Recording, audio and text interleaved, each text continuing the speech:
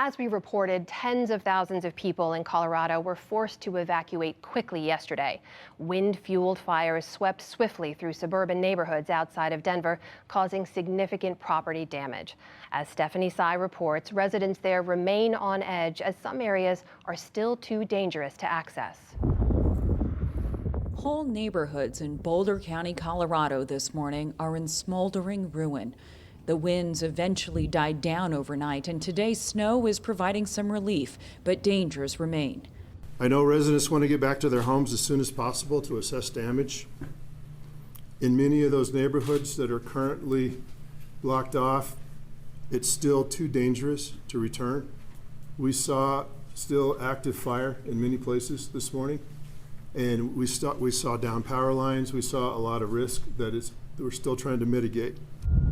The fast-moving grass fires, accelerated by hurricane-force winds gusting up to 105 miles per hour, destroyed hundreds of homes. A dry winter also helped fuel the Marshall Fire. At least one first responder and several others are injured, but it could have been much worse, said Colorado Governor Jared Polis.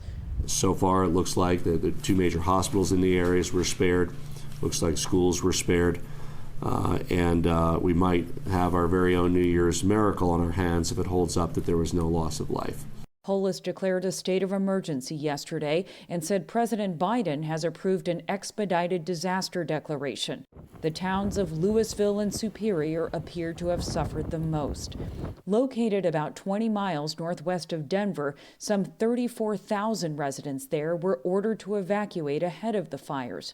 One of them was Brent Parrish. He returned to Louisville this morning to find his home still standing. We were completely overwhelmed with relief, with the fact that we have a place that we don't have to rebuild, and then just really sad for the neighborhood because, it's devastating. He says he's figuring out next steps. My biggest concern right now is my kids and their safety, and whether it's really safe to be here or not, whether there's smoke damage that they're inhaling, whether there's chemicals that they're inhaling from the fire, when the water is going to be safe to drink. I haven't even looked at our fridge, but I'm sure all our food is bad, so we got to find some food. A widely shared video inside a Chuck E. Cheese showed how quickly the fire spread in Superior on Thursday. Parents wrangled their kids and dashed for the exits, panic rising. The winds were so strong they had to force open the doors. Fire investigators are focused on downed power lines near the fire's start as they try to uncover the origins of the blaze, now considered the most destructive in Colorado's history. From above, the extent of the damage is clear.